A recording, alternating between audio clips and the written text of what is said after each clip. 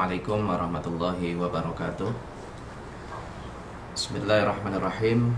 Alhamdulillahi rabbil alamin. Wabihi nasta'in ala umuri dunia waddin. Wassalatu wassalamu ala ashrafil mursalin Sayyidina wa maulana Muhammadin wa ala alihi wa sahbihi ajma'in. Allahumma faqihna fid din wa alimna ta'wil. Amma ba'd. Alhamdulillah, sore hari ini kita dapat berjumpa kembali dalam kajian jelang buka puasa, melanjutkan kajian-kajian sebelumnya. Dan pada sore hari ini, di hari ke-22 Ramadan ini, nanti kita masih akan mengulas beberapa hadis Nabi yang masih relate, ada sambungannya dengan tema kemarin. Kita kemarin sudah membahas tentang 4 kriteria dalam memilih calon pasangan, calon istri. Nah, hari ini nanti masih sama berkaitan dengan kriteria-kriteria yang lain, ya, yang tersebut dalam hadis-hadis Nabi yang lain. Baik, langsung saja sambil menunggu buka puasa kita bahas satu persatu dari hadis-hadis tersebut. Baik, pernahkah kita mendengar istilah setara atau sekufu dalam pemahaman yang lain? Kadang-kadang kita mendengar ketika ada orang menikah dengan calon pasangannya, kemudian dikomentari atau ditanya, itu sekufu tidak, gitu ya, setara atau tidak. Dalam bahasa Arabnya sekufu, kafa'ah, ya. Nah, ternyata hal semacam itu juga ditegaskan dalam hadis, ya. Ada satu hadis riwayat Aisyah radhiyallahu anha, ya, an Aisyah radhiyallahu anha qala, Sayyidah Aisyah istri Nabi pernah meriwayatkan, ya, berkata bahwa qala Rasulullah sallallahu alaihi wasallam, Rasulullah bersabda, kata Nabi apa? Takhayyaru linutafikum, kata Nabi. Takhayyaru linutafikum, ya. Hebatnya Nabi mengatakan dengan bahasa takhayyaru linutafikun. Carilah atau pilihlah, pandai-pandailah memilih tempat sperma kalian, istilahnya, ya. Nutaf itu jamak dari nutfah, ya. Jadi Nabi menggunakan bahasa takhayyaru linutafikum. Pandai-pandailah memilih tempat sperma kalian. Ini berarti ditujukan kepada lelaki. Maksudnya pandai-pandailah memilih calon istri. Nanti kalau dibalik juga sama. Pandai-pandailah memilih calon suami, gitu maksudnya, ya. Tapi Nabi menggunakan redaksi bukan langsung pandai-pandailah atau pilihlah istri, gitu ya, misalnya, ya. Tetapi Nabi menggunakan takhayyaru linutafikum, ya. Pilihlah atau pandai-pandailah dalam memilih tempat sperma, gitu ya. Kenapa? Karena nanti ini dikaitkan dengan kaitannya dengan seseorang yang ketika sudah menikah, itu pasti diantaranya adalah yang dituju, ya, itu keinginan untuk memiliki buah hati, gitu ya. Dan itu berkaitan dengan nutfah tadi, ya, sperma. Sehingga Nabi itu mengatakan pandailah mencari sosok istri yang tepat untuk dijadikan tempat nutfah, ya, sperma, gitu ya. Karena nanti sekiranya misalnya nih Allah memberikan anugerah, kemudian dia hamil, ya, akan punya anak buah hati, gitu ya. Kalau kita tepat mencari, ya, mencari calon istri itu, ya, dan nanti istrinya ini istri yang baik, dia akan menjadi istri yang sholihah, istri yang dapat menjaga kehormatannya, istri yang ketika dia dianugerahi buah hati misalnya, dia akan menjaga buah hati yang ada di dalam kandungan dengan baca-bacaan yang baik misalnya, dengan asupan gizi yang baik, dan dengan perilaku yang baik, karena nanti itu akan menurun kepada anak, ya, yang akan dilahirkan nanti. Sehingga kata Nabi takhayyaru linutafikum, ya, pandai-pandailah dalam memilih tempat sperma kalian, maksudnya istri, gitu ya, istri yang akan nanti menjaga kandungannya ketika dianugerahi buah hati, ya. Nah, lanjutan hadisnya apa? Wankihul akfa'a wa ankihu ilaihim, kata Nabi. Wankihul akfa'a, ya, nikahilah wanita-wanita yang setara, ya, wa angkihu ilaihim, dan nikahkanlah wanita-wanita yang ada di bawah perwalianmu dengan mereka para laki yang juga setara. Maksudnya nikahilah para wanita yang sekufu denganmu, ya. Sebaliknya kalau kalian menjadi wali misalnya, nikahkanlah anak misalnya, anak perempuan kalian itu dengan lelaki yang juga sekufu dengan dia. Artinya saling setara ya, sekufu. Nah, dari sini maka bahasan tentang sekufu ini penting. Bahkan ini berlaku di Arab. Ketika Nabi bilang seperti ini, maka di kalangan bangsa Arab zaman itu berjalan, gitu ya. Ketika orang dari suku tertentu kemudian menikah dengan suku yang apa misalnya, mereka punya ukuran-ukuran sendiri. Tidak bisa kemudian misalnya orang yang dia budak menikah dengan orang yang merdeka misalnya, ya. Tetapi ada timbangan masing-masing yang itu dianggap sekufu, dan itu berlaku di masa zaman Nabi. Nah, kalau kita bawa ke Indonesia ini juga sama saya kira. Kita menemukan banyak tempat misalnya ada sebenarnya bukan aturan ya, tetapi lebih ke norma sosial gitu ya. Ada misalnya di kalangan misalnya nih, ada orang mana ya, misalnya orang Jawa pengennya nikahnya dengan orang Jawa misalnya, orang Betawi dengan orang Betawi, atau misalnya di orang-orang Minang misalnya dari marga tertentu nikahnya dengan marga tertentu. Batak juga sama. Itu mereka punya ukuran-ukuran yang itu berkaitan dengan kesetaraan, gitu ya. Ya, jadi ketika lelakinya misalnya dari kalangan A misalnya, kemudian nikahnya dengan perempuan yang kalangan A juga, gitu. Itu namanya setara ya, kesetaraan atau sekufu istilahnya, gitu. Nah, sekufu ini adalah kriteria yang juga menjadi pertimbangan, ya, menjadi pertimbangan. Kenapa? Karena nanti begini ya, nah, sekufu ini banyak jenisnya ya, termasuk yang kita bicarakan kemarin itu sekufu juga nanti ya. Misalnya ketika orang memilih calon pasangan yang dia punya ketokohan, maka si lelaki juga harus bisa mengimbangi, gitu ya. Anak tokoh dengan tokoh misalnya ya, orang kaya dengan orang kaya, orang ganteng dengan orang cantik, gitu ya, orang beragama dengan orang yang beragama. Itu namanya setara ya. Itu jadi bukan, jangan gagah-gagahan nyarinya itu yang sempurna, tapi dia sendiri tidak mengukur diri, gitu ya, tidak memperbagi diri, ya. Maka ya kalau kita gagah-gagahan seperti itu ya gimana mau dapat? Kitanya tidak memperbaiki kualitas diri, pengennya itu orang yang luar biasa, gitu ya. Itu kan ya nggak masuk akal, gitu ya. Ya, kita orang yang biasa-biasa saja tapi ngarepnya itu orang yang sempurna, gitu. Itu kan nggak masuk akal, gitu. Maka pesan Nabi ini ya, kita diperintahkan, dianjurkan untuk mencari yang sekufu. Artinya kita harus mengukur diri. Ketika kita levelnya itu sekian, ya kita jangan kemudian berlebihan untuk mencari yang levelnya terlalu tinggi, gitu ya.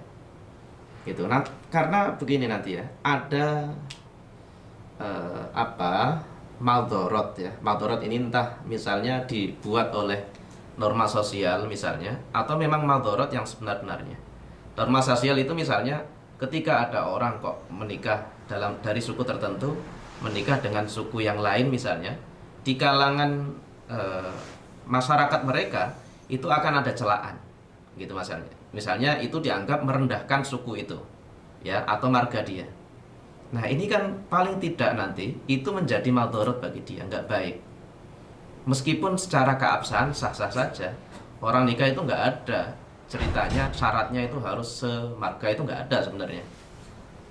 Termasuk setara itu bukan syarat sebenarnya. Apakah misalnya kalau nggak setara kemudian nggak sah nikahnya? Nggak juga, gitu. Tetapi itu bagian dari pertimbangan yang juga penting untuk dilihat, gitu maksudnya, kesetaraan itu. Ketika misalnya ada orang yang dia Gus kemudian ketemu Ning misalnya, dia misalnya dia lakinya keilmuannya seorang dosen misalnya ya, S2, lulusan S2, maka perempuannya juga bisa mengimbangi, gitu. Jangan kemudian orang yang satunya lakinya misalnya tinggi, kemudian perempuannya rendah sekali, itu kan nggak sekufu namanya, gitu ya. Nah, paling tidak itu ya mendekati gitu. Nah ini sangat penting sekali ya, karena nanti hubungannya dengan pergaulan, ya pergaulan. Misalnya laki-lakinya ini kerjanya di mana misalnya, dia di kalangan akademisi, teman-temannya adalah orang-orang yang berpendidikan.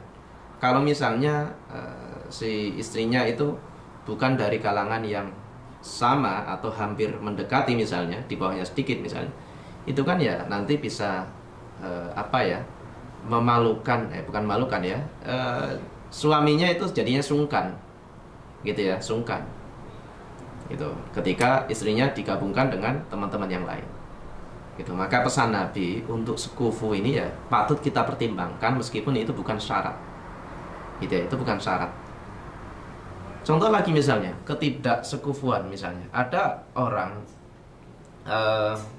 perempuannya lah, anggaplah perempuannya itu kaya misalnya, kaya raya, orang tuanya adalah konglomerat terkenal, kemudian laki-lakinya itu orang biasa, bahkan dia nggak punya apa-apa misalnya, kemudian nikah dengan perempuan itu, meskipun bisa jadi karena misalnya nih saking cintanya gitu ya, sampai tidak melihat sisi yang lain gitu ya, nanti bisa jadi itu akan jadi madorot, bisa jadi ya, bisa jadi, tapi ini tidak pasti.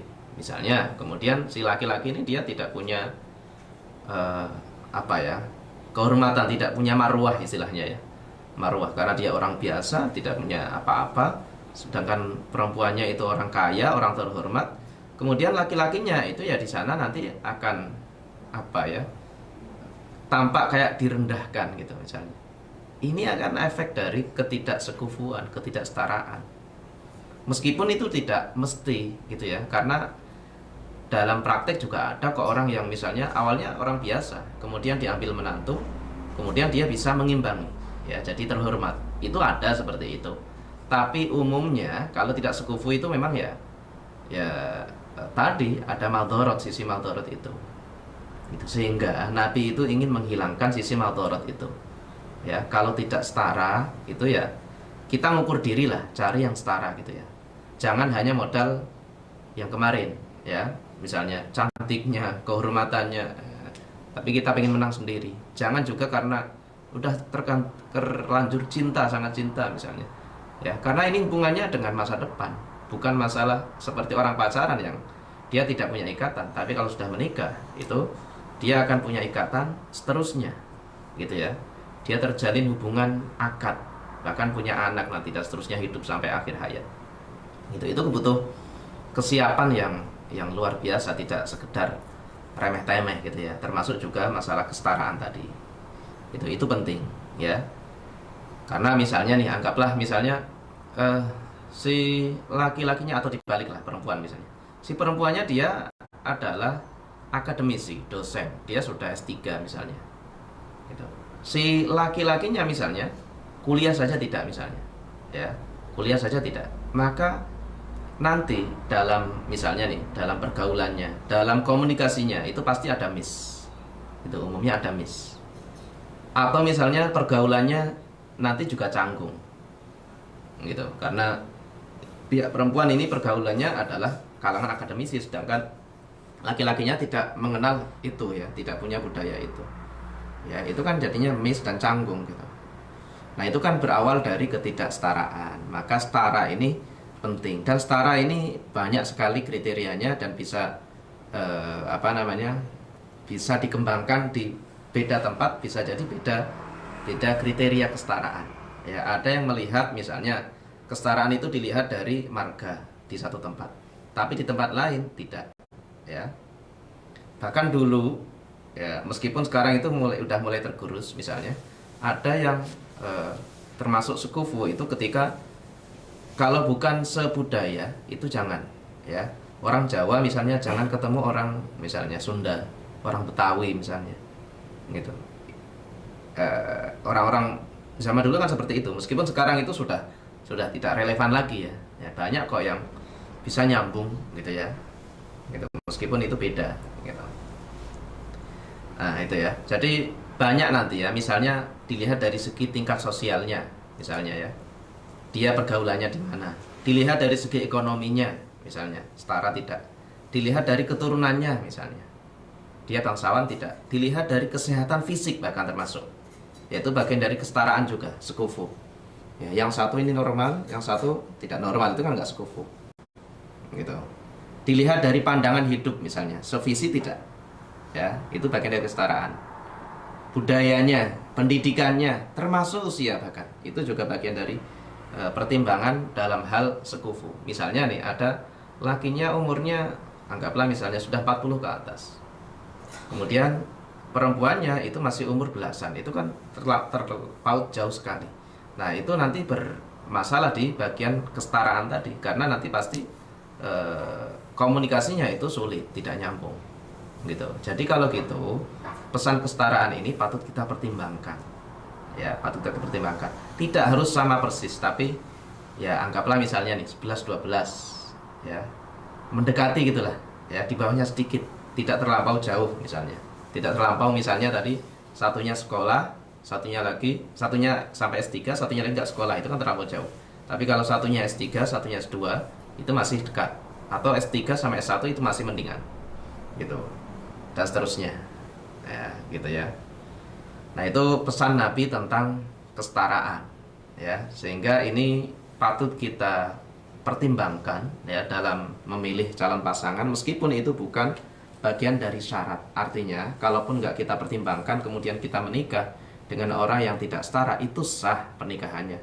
Tapi ya kita harus siap-siap konsekuensi kemungkinan-kemungkinan terjadi ketika ada problem, ketika ada miss, gitu ya. Memang nikah itu tidak harus benar-benar sama persis, ya, tetapi kedekatan gitu ya, kedekatan atau kenyambungan itu penting untuk membangun kebahagiaan nanti, gitu. Karena kalau sudah terlampau jauh jurang pemisahnya, ya, bedanya, itu juga nanti bisa jadi masalah, gitu, ketika dia sudah berumah tangga. Maka pesan Nabi ini sebenarnya diarahkan untuk kebahagiaan kita, untuk tujuan setelah akad nanti itu benar-benar dia dapat mudah melewati problem kehidupan, lika-liku kehidupan, gitu. Dan itu yang nyambung dengan ayat-ayat yang dalam Al-Quran. Misalnya kita dapat melihat, misalnya ada beberapa ayat, al-khabisatu lil khabisin wal khabisuna lil khabisat wat thayyibatu lit thayyibin wat thayyibuna lit thayyibat. Itu juga bagian dari bentuk kesetaraan, yang baik dengan yang baik, yang buruk dengan yang buruk. Itu setara itu, ya. Kok ada kasus misalnya yang baik dapat yang buruk, itu biasanya yang buruk itu sedang mau diangkat oleh Allah untuk menjadi yang baik. Bisa jadi seperti itu caranya Allah dengan menemukan yang baik itu, gitu. Oke, itu hadis pertama, ya, mengenai kufu atau setara, ya, yang juga patut menjadi kriteria dalam memilih pasangan. Nah, kemudian hadis selanjutnya, ya, ini hadisnya panjang tapi saya ambil bagian inti saja. Nabi itu bersabda, tazawwaju al-waluda al-waduda fa inni mukasirun bikum. Dalam riwayat yang lain ada tambahannya bikumul umam. Kata Nabi apa? Nikahilah wanita yang subur dan penyayang, karena aku bangga dengan banyaknya kalian, gitu ya, dengan banyaknya kalian, dengan keturunan, adanya keturunan, yaitu nanti akan menjadi umat Nabi. Ya, ini pesan Nabi singkat, tapi ini penting, ya, karena nikah itu ya tujuannya ke sana, gitu, ya, gitu. Apa kata Nabi tadi? Tazawwaju al-waluda, nikahilah orang yang subur. Pertama, subur juga lagi penyayang, gitu. Nabi tidak mengatakan al-waluda wal waduda, tapi al-waluda al-waduda, subur sekaligus penyayang, gitu. Karena subur itu modalnya diantaranya adalah kasih sayang, gitu. Kalau orang itu kasih sayangnya bagus, ya, itu dapat memicu kesuburannya, gitu ya. Dibalik juga sama, ketika orang itu subur kemudian dia punya buah hati, itu dapat merekatkan kasih sayang. Sehingga ini ibarat satu paket. Ketika ada orang yang subur, ya harusnya dia punya kasih sayang baik. Begitu juga orang yang punya kasih sayang, ya, dengan pasangan, itu dia juga akan menghasilkan kesuburan gitu ya, karena memang tujuan pernikahan itu ya, secara jujur memang orang punya atau orang hidup itu sebenarnya tujuannya apa sih? Dia kan pengen punya generasi gitu ya, atau orang menikah itu kan tujuannya ya punya generasi, punya anak gitu. Anak ini nanti yang akan melanjutkan kiprahnya, yang akan mengingat jasa-jasa baiknya, yang akan misalnya di hari tua nanti ya merawatnya ya. Itu kan saya kira fitrah semua orang itu seperti itu. Fitrah semua orang itu seperti itu, pengen punya keturunan gitu. Nah, di sisi lain ya, dia pengennya ketika menikah itu ya ada kasih sayang dijalin dengan pasangan. Ya, itu saya kira juga fitrah. Karena apa gunanya kalau menikah kalau tidak ada kasih sayang? Gitu. Sehingga Nabi itu berpesan, nikahilah yang dia subur lagi penyayang. Gitu. Subur saja kurang, penyayang saja juga kurang. Maka subur sekaligus penyayang. Nah, pertanyaannya bagaimana kita bisa tahu orang itu penyayang atau penyubur? Kalau zaman dulu ya itu bisa dilihat dari track record misalnya nih dalam hal kesuburan. Dia di keluarga itu punya berapa saudara, gitu ya. Saudara-saudaranya kemudian dia punya anak tidak misalnya. Ya jadi dari indikator itu. Atau misalnya dia punya paman, ya punya saudara-saudara yang lain misalnya di luar dari istri yang mau dinikahin misalnya, pamannya termasuk golongan subur atau tidak. Atau kalau misalnya nih nikahnya dengan orang yang janda misalnya, dia dengan suami sebelumnya dia punya anak tidak gitu. Itu kalau zaman dulu seperti itu. Tapi zaman sekarang teknologi sudah semakin maju, ilmu kedokteran sudah semakin maju ya, kesuburan itu bisa dites. Tes kesuburan itu sekarang bisa. Atau bisa juga dari indikator misalnya. Orang yang subur diantaranya itu adalah orang yang kalau perempuan haidnya itu haid yang normal, yang rutin. Itu kan tanda subur. Nanti kalau sudah menopause itu ya, orang yang sudah tua itu kan dia tidak haid karena dia memang sudah tidak berpotensi untuk punya anak gitu. Nah, itu sekian indikator. Jadi bukan berarti kemudian kita harus memastikan itu tidak. Tapi indikator-indikator ini bisa dilihat dari kesehariannya, dari segi orang-orang di sekelilingnya ya. Begitu juga kasih sayang.